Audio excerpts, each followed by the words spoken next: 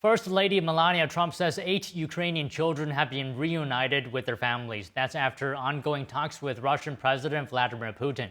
NTD's international correspondent Arian Pasdar has more. A child's soul knows no borders. First Lady Melania Trump says 8 children are safe again after being abducted by Russia. Moscow is allegedly taking Ukrainian children out of their country so they can be raised as Russians. Melania says she wrote a letter to Russian President Vladimir Putin, which President Trump delivered to him during a summit in Alaska. According to the First Lady, Putin responded, establishing a channel of communication regarding the welfare of those children. We have agreed to cooperate with each other for the benefit of all people involved in this war. And Putin also commented on Trump not winning the Nobel Peace Prize on Friday, which went to anti-socialist opposition leader Maria Machado from Venezuela. It's not for me to judge whether the current U.S. president is worthy of a Nobel Prize or not. I don't know. But he's really doing a lot to resolve complex crises that last for years. Israeli Prime Minister Benjamin Netanyahu also endorsed Trump for the award. Both leaders say Trump is doing a lot for global peace. Arian Pasdar, NTD News. Thousands of displaced Palestinians started streaming back towards their abandoned homes today. A massive column of Gazans went north on the coastal road towards Gaza City. The enclave was under attack just days ago in one of Israel's biggest offensives of the war.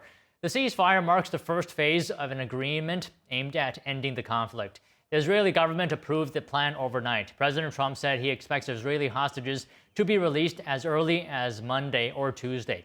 Hamas is expected to release the 20 living Israeli hostages together. Trump also announced plans to travel to Egypt for a formal signing ceremony once the ceasefire terms are finalized. Israel and Hamas have agreed to the first phase of a peace plan for Gaza. International Committee of the Red Cross, or ICRC, will support its implementation by helping to return hostages and detainees to their families. Joining us to discuss is Dominique Maria Bonessi, spokesperson for the ICRC. So the International Committee of the Red Cross is a neutral, impartial, and independent organization. It helps people around the world affected by armed conflict and other violence. So Dominique, thank you for joining us. Good afternoon to you. Can you walk us through the ICRC's role in supporting this implementation of the ceasefire between Israel and Hamas?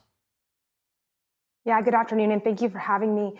So we can't really go into the details too much of what the parties have agreed upon, but what I can tell you is that the ICRC stands ready to facilitate the agreement between the parties, Hamas and Israel. We stand ready to transfer hostages and Palestinian detainees on both sides. And that means providing that closure to families so they can see their loved ones again, providing also a free flow of aid into Gaza that for 2 years has been devastated by just, we're seeing the images on the screen of people just being devastated by this terrible war on both sides of this conflict.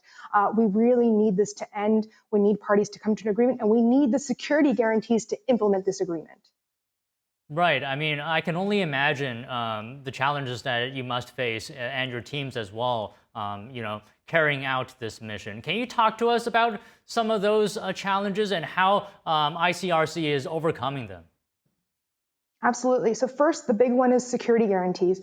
We need to make sure that the parties to the conflict have agreed to cease hostilities so that our personnel, our ICRC personnel on the ground, can conduct the transfer operation safely and get the hostages to their families and get detainees to their families on both sides.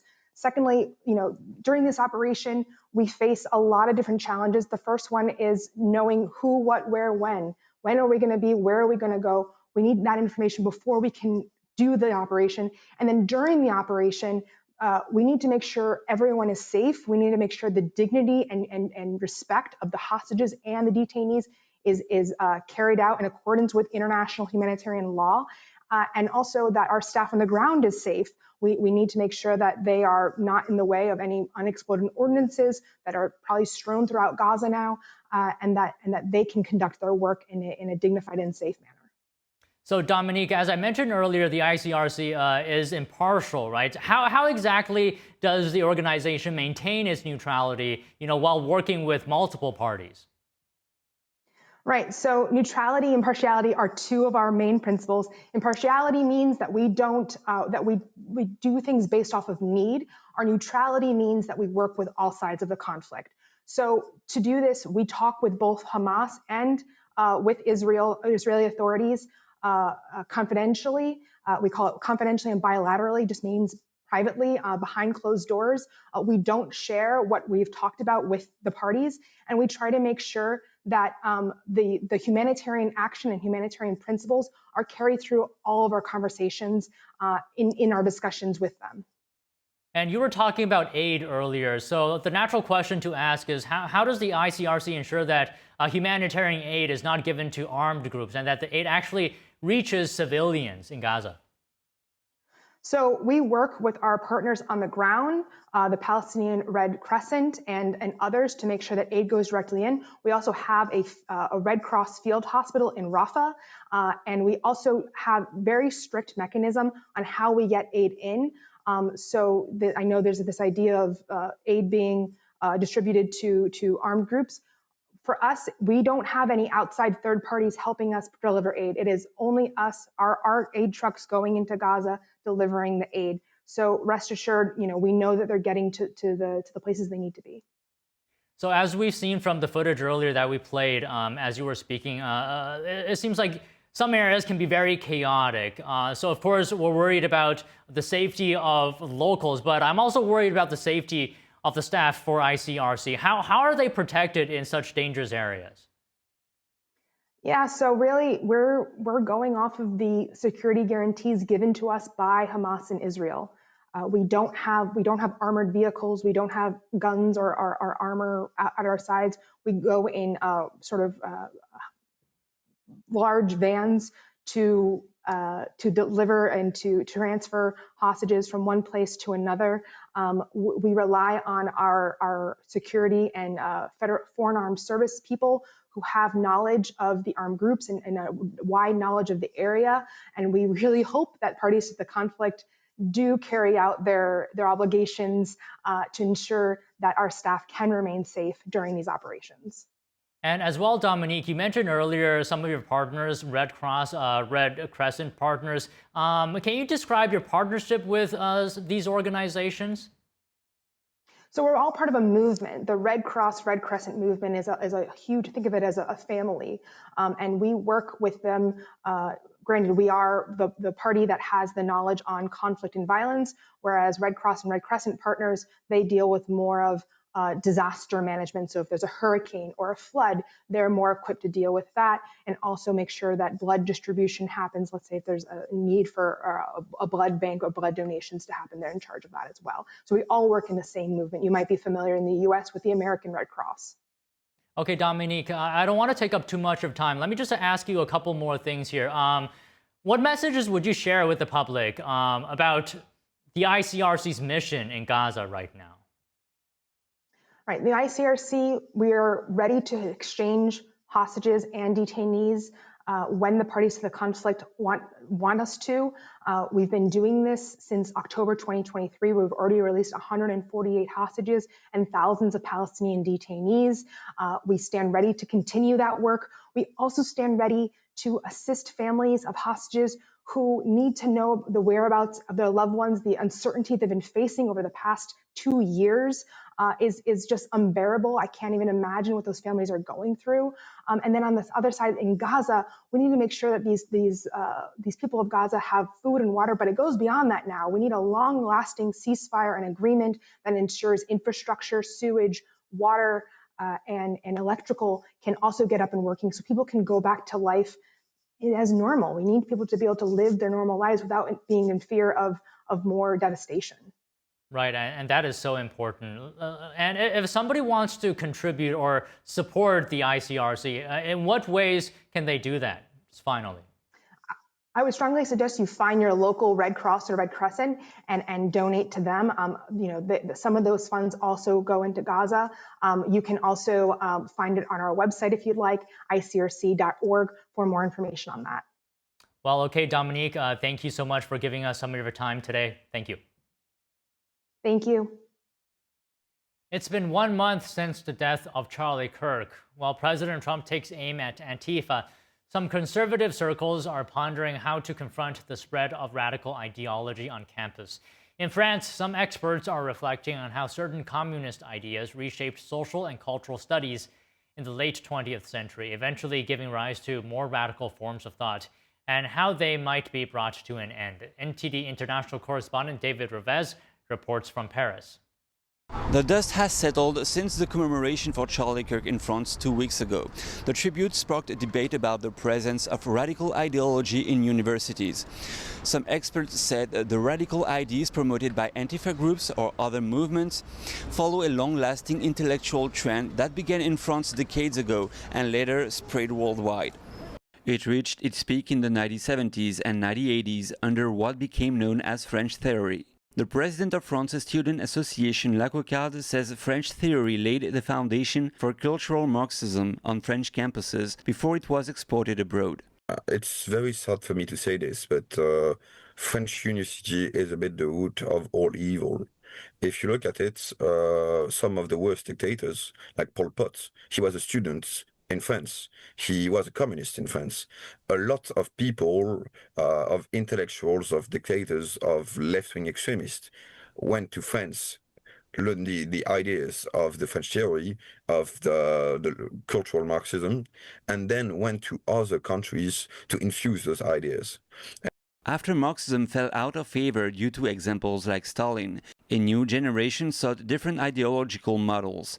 French theory gained notable popularity in American humanities departments during the 1980s, helping shape the rise of cultural studies, gender studies, and post-colonial studies.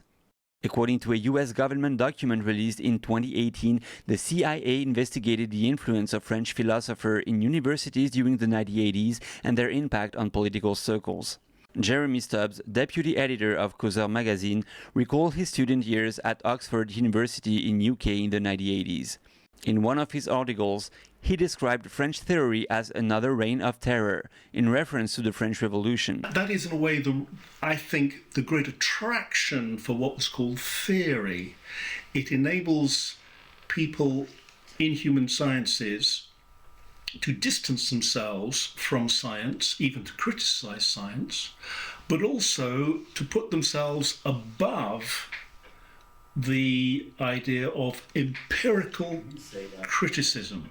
Stubbs said the theory gave teachers and students a sense of entitlement to reject or criticize other forms of knowledge within universities.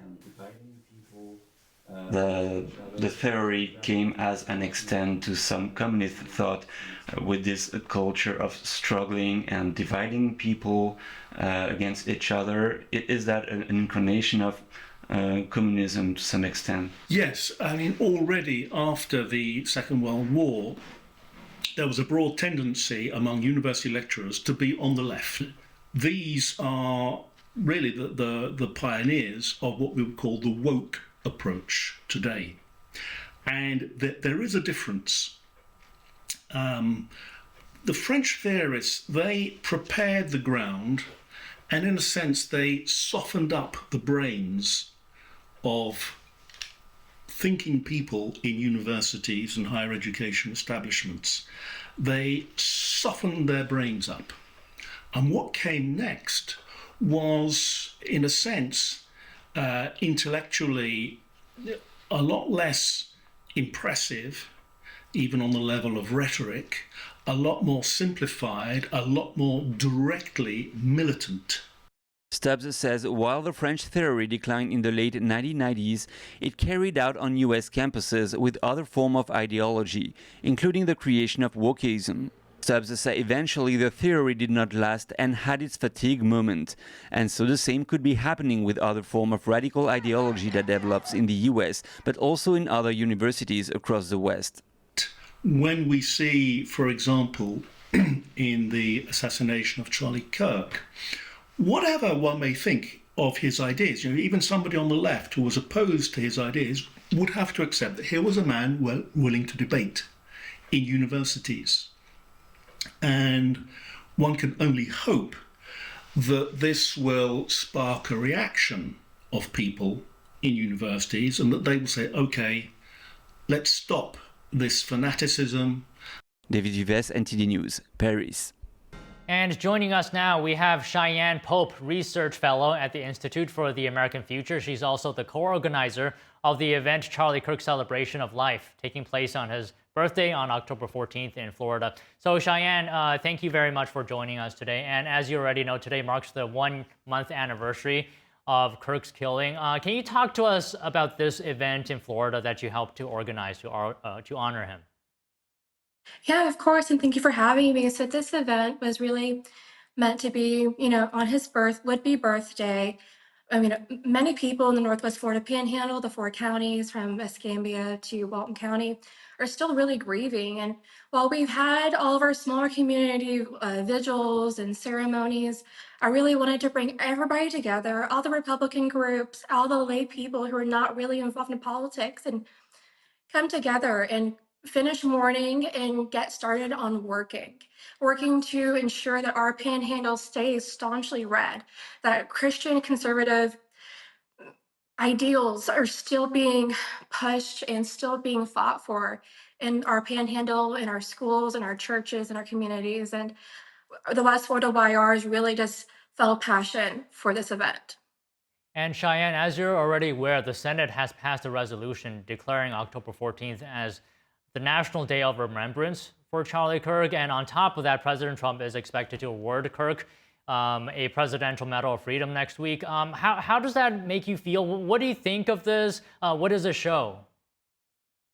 I'm very proud. I love President Trump, and I love that he's standing so strong for the memory of Charlie Kirk. It's absolutely a travesty that this happened in America today. We saw a lot of this political violence in the Democrats in the 60s.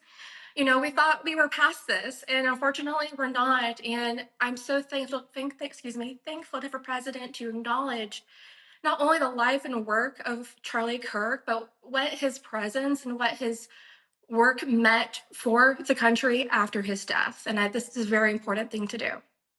All right, so can you speak as to what's been happening in Florida since Kirk's death regarding efforts to, educate young people and keeping them motivated and involved in this movement?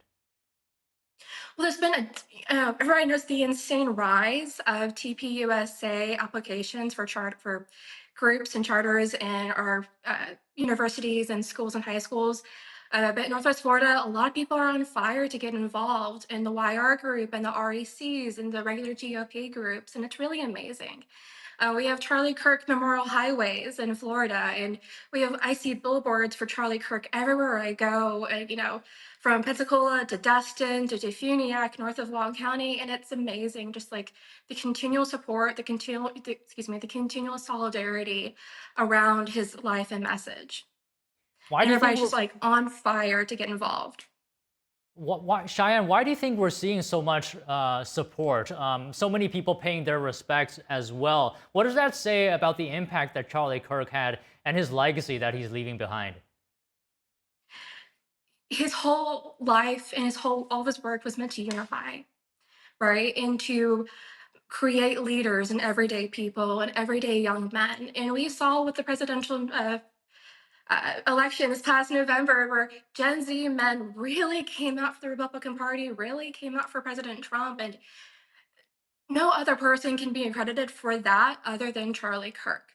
And even my sister, her husband, really started to step up as a leader in their family, as a spiritual leader in their family after watching Charlie Kirk.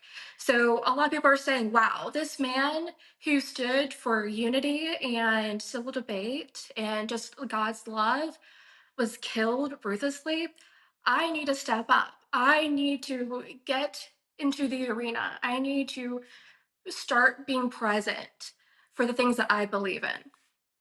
And I like to point out as well, Cheyenne, these events, whether it's memorials or anything else, they're completely peaceful. There's no violence in these events. There's absolutely none. And if there is any violence, it's the people protesting against Charlie Kirk himself and people who like Charlie Kirk. It's really crazy. You know, we saw in 2020, after the death of George Floyd, excuse me, we saw 140 cities burn. We saw many people die just in the crosshairs of these rioters. After the death of Charlie Kirk, we've seen prayer, we've seen revival in the church, we've seen vigils, we've seen grassroots organization like nothing before. It's really amazing and a testament to who most of America really is. And can I just ask you one more thing, Cheyenne? Yeah. So what makes you still hopeful about the future of this movement and the country overall? Well, the movement really is, in essence, the essence of America. And at the Institute for the American Future, we're very optimistic. We're very hopeful for what's going on. There's so much, there's a renaissance happening. And not just in political organizing, not just in biotech or life extension technology. There's a renaissance in the church. And we, for the United States to continue down and to fulfill the golden age, the Renaissance of the United States, to get back to God. We need to get back to the fundamental Christian values that created this nation, and we're seeing that, and that just gives all of us at the Institute a very optimistic and very hopeful future decades from now. Right, and with Erica Kirk as the CEO, I think Turning Point USA is in very good hands. And, you know, I have think so, tremendous too. confidence in her. I believe she's going to live up to what she said, that she's going to make this thing the biggest thing that the world has ever seen. All right, Cheyenne, thank you very much for talking to us today. Really a pleasure. Thank you for having me. After coaching badminton for 65 years, a veteran coach is showing the national England team he's not ready to hang up his jacket just yet. Colin Bedford says he's trained thousands of young players and he's truly amazed by the standard of play he sees now. At the age of 88, Bedford has probably spent more of his time on court than anywhere else. In his hometown, locals have even named the sports hall after him. But he's still very modest when he meets the badminton stars of today. Here's Bedford. To be honest, I think it's a bit overwhelming, really. I'm only Joe Block, down the road, if you like, a little coach. And to meet the national coach, I'm amazed the standard of the players who are here today. He's obviously inspired like plenty of kids to pick up a racket and play badminton, so it's nice that we could obviously meet him. Even have a rally with Colin is amazing to see. Bedford started playing when he was 11, and he's never stopped, even when he was a soldier in the Malayan jungle. He says badminton kept him going when he lost his wife. When asked about his retirement, Bedford said he plans to keep going and is ready for whatever comes next. UK ocean exploration and technology company Deep plans to put its first underwater human habitat in place by the end of 2025. The goal is to start a new era where people can stay underwater for long periods. The company is 3D printing a habitat called Vanguard. It's designed for 4 scientists to stay underwater for up to a week. The project is getting ready for a bigger system called Sentinel, planned for 2027. It's designed to make exploring the ocean as common as exploring land. The habitat is currently under construction in Florida and could become the first subsea human habitat certified by DNV, one of the world's foremost certification and classing authorities. The company's eventual goal is the Sentinel habitat, which will allow comfortable living at depths of up to 656 feet for up to 28 days at a time. The habitat will include an opening in the floor that keeps the inside and outside at the same pressure, so divers can go straight out to the seabed. Deep said that it has embarked on a multi-generational mission to make humans aquatic and change the way we explore the oceans. The U.S. has finalized a $20 billion economic rescue plan for Argentina. Treasury Secretary Scott Bessent made the announcement yesterday. In a post on X, Bessent said the U.S. directly purchased Argentine pesos and completed a currency swap deal with Argentina. A rare bloom in Chile's Atacama Desert has briefly transformed one of the world's driest places into a dazzling carpet of fuchsia-colored wildflowers. The arid region is considered the driest non-polar desert on Earth. This week, it burst into color after unusual winter downpours soaked the desert foothills and highlands. There are over 200 types of flower seeds that stay in the desert soil all year, waiting for the winter rain. Moisture from the Amazon basin arrives to the desert's eastern fringes as modest rainfall and from the Pacific Ocean to its coastline as dense fog. The main threads in the floral carpet are pink and purple, but yellow, red, blue, and white strands emerge as well. Tourists flocked to the northern desert in recent days to marvel at the short-lived flower show. Most flowers will have vanished by November as summer sets in, but more drought-resistant species can stick around until January. President Trump is canceling a planned meeting with CCP leader Xi Jinping, and he's threatening to hike tariffs on China. That's after China put much stronger export controls on its rare earths. To break this down, we're joined live by NTD's Washington correspondent, Jack Bradley. Jack, good afternoon. What is the president saying? Good afternoon, Don. Well, President Trump has some harsh words today against the CCP, saying that they're holding the world captive with new export controls. Now, this is a major shift in tone from the president on China. He's canceling a planned meeting with Chinese leader Xi Jinping. Both were expected to meet later this month in South Korea during the APEC summit. Now, the tensions come because the CCP announced last night that new export controls on their own rare earth elements and other key materials. Now, if you know, rare earths are used to make electronics from things like iPhones to missile defense systems. Very important key materials here.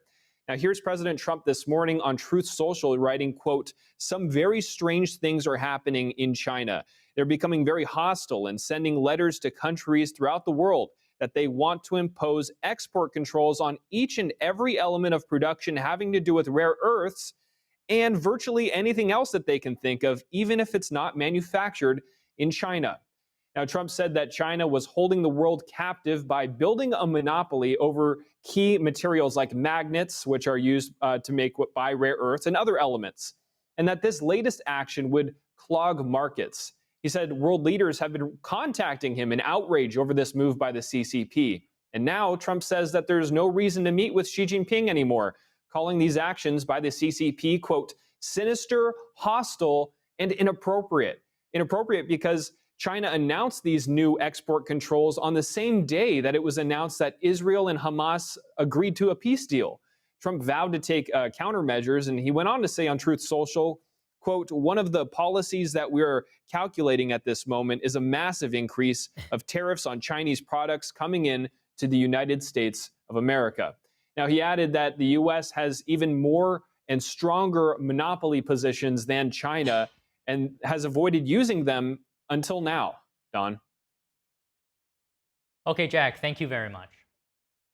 Joining us now to further discuss the issue is Grant Newsroom, retired U.S. Marine Colonel and former U.S. diplomat. He's also a senior fellow at the Center for Security Policy and author of the book, When China Attacks a Colonel. Thank you again for joining us today. So do you think anyone saw this coming? I mean, does this sound like that something China has been planning for some time? Are you surprised at all?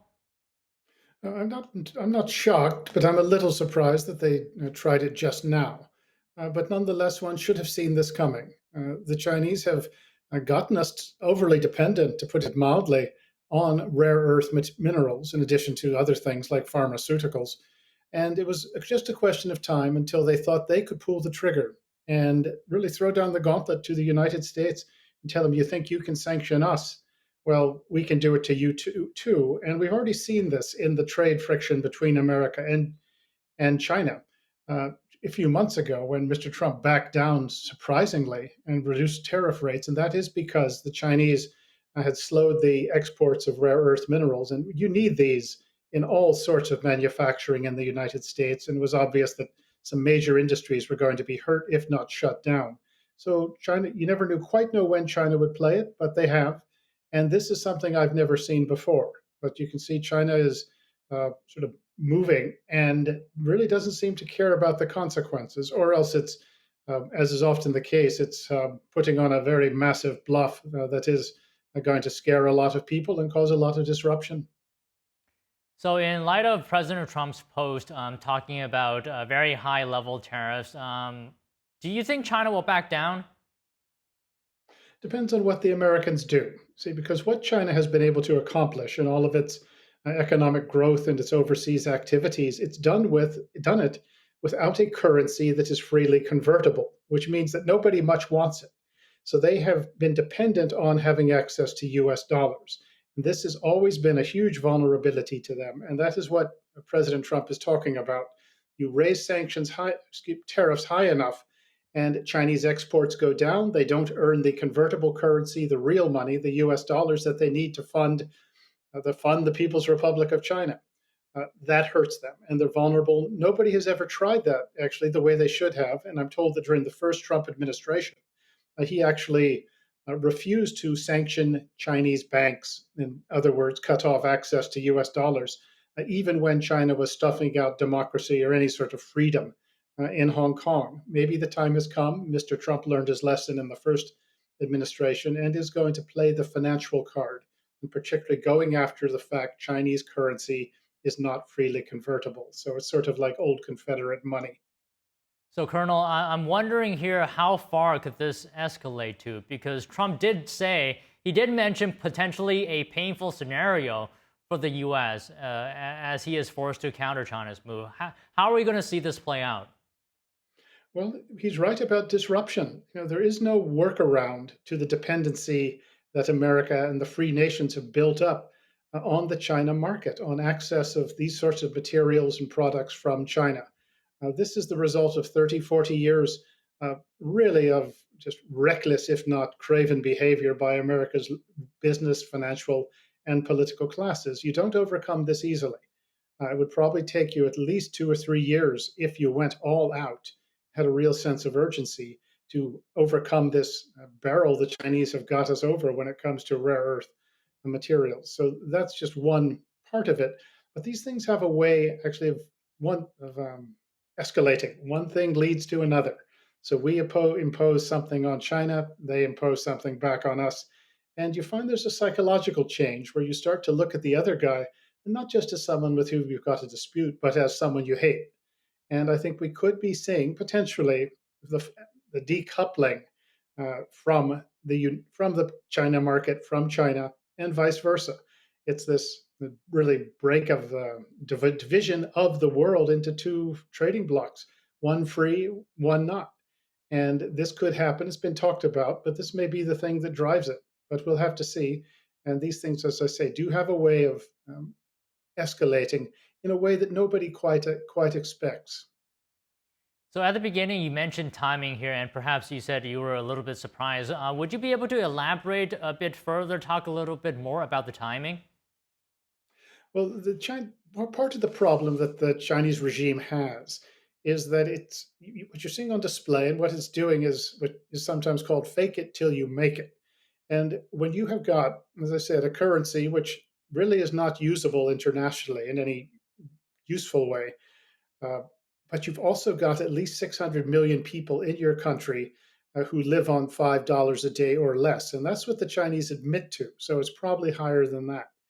And this is not really an economic success. Their economy is in big trouble and has lots of problems. And to pick a fight with the United States, and the United States is capable of biting back pretty harshly, that this is the Chinese regime taking a gamble. And the idea being that somehow they can sort of weather any pressure we apply to them, or we will lose interest and back down, as we often do. So they've rolled the dice to see how this is going to come. I didn't know exactly when they would do it. Doesn't surprise me, though, if you follow sort of Chinese behavior, Chinese language, and also just what they're doing sort of on the economic, diplomatic, political warfare, and even the military front. And there has been a real hardening in the last 6 months on the part of the Chinese government. And so the timing, I wouldn't have guessed it, but it doesn't shock me, but you never quite knew when it would happen. And also China does look at the United States imposing sanctions on technology exports to China and expanding them, including quite recently. And there is a resentment that's there. The Chinese are always resentful. So maybe I suspect that is part of the thinking as well. They're just angry. They have some tools. They have some pretty good cards to play when it comes to rare earths. So maybe now they didn't feel like backing down. And also, if the Americans can't manufacture That includes for both commercial but also military purposes, and China can. Well, their manufacturing and military buildup goes on steroids, where ours is scraping, looking for the materials we need to actually build up our military and military hardware. So they may like the timing that they've got the advantage, we don't, and maybe they thought this was the time to push. Okay, so President Trump said in that post that he's not meeting with Chinese regime leader Xi Jinping anymore. Do you see that potentially as further degradation of relations of the two countries? Oh, not really. I think the Americans have often seemed too eager to talk to people. It's maybe an American conceit that if we can just talk to somebody, we can work out our differences. So it's probably a good thing that the Americans don't feel compelled to speak with and meet directly with Xi Jinping. But at the same time, Mr. Trump didn't cancel the meeting because he was happy, because the relationships are good. It does show some real problems, and you combine it, this Chinese economic assault, with their military buildup, their military aggression throughout the region, and also their export of fentanyl, deadly drugs to the United States, has killed well over 500,000 Americans since about 2013. Mr. Trump just might think, well, maybe the Chinese don't like us much, and maybe a war has started, not a shooting war, but Donald Trump understands the PRC, despite sometimes it seems he's a little eager to reach a deal with them. That may be just tactics, but he understands the nature of that regime. So you saw in his Truth Social post that he said something like, "Well, I always thought they were lying in wait." And you say he knew. So we'll see how this comes. But this is the fact they're not meeting in Seoul. I don't really think that's a huge deal when it comes down to it. In some ways, it's a good thing that the Americans, for once, are keeping their mouths zipped. Okay, Colonel, I just want to ask one more question, and this relates to what Trump said, that the U.S. has monopoly positions that are much stronger and more far-reaching than China's. What are those monopoly positions? Well, one is the US dollar, and that's probably the biggest one we've got. The biggest club is that China has to have US dollars, convertible currency, to do everything, to buy, say, Australian iron ore, to make steel, to build its navy, just to pay to keep the lights on at their embassies overseas. You need those US dollars, and that is a huge monopoly. And also technology from the United States and from our allies to China is something the Chinese absolutely have to have. Yes, we're dependent on Chinese rare earths, but they're dependent on hardware, very high technology that we provide and sell to them. And you can see by their reaction when we do impose controls on that, they scream. And that's the one thing Xi Jinping complains about all the time, is the weaponization of trade. So they depend on us an awful lot, and probably more than we do on them, although the rare earth bottlenecks is very troubling, and it's something that we should never have gotten ourselves into. So we do have a hand to play, and then we also have the hand to play, and that's exposing the obscene wealth of Xi Jinping, his family, and the other top Chinese leaders. This is the one thing that scares the daylights out of them. They have got billions, and much of it overseas in their supposed enemies, the United States, Canada, UK, Australia. And whenever this is threatened to be exposed, the Chinese embassy in Washington starts calling around, begging people not to do it, and this really terrifies them. So we have some asymmetric responses that we could apply on the Chinese that would cause them plenty of trouble. But they have certainly, they're playing their cards very aggressively here, and we'll see if the United States understands and has a proper response to it. But there is an element of bluff in what the Chinese are doing, but not entirely. Since we've spent the last 30, 40 years pretending the Chinese Communist Party is something which it isn't, and that it is not out to ultimately dominate, if not destroy us. So, as I say, they still have some dependent things they need from us. And as I said, when you have a country which has 600 million people at least living on $5 a day, that is not exactly a very stable place economically. And that is something that also scares the Chinese leadership. So we have a number of tools that we can use if we choose to do it and have the stomach to do it as well. You know, it's fascinating. I didn't know that Xi Jinping's wealth was a card that the U.S. could actually play. Very fascinating. Well, thank you so much for talking to us today, Colonel. Pleasure. Thanks very much.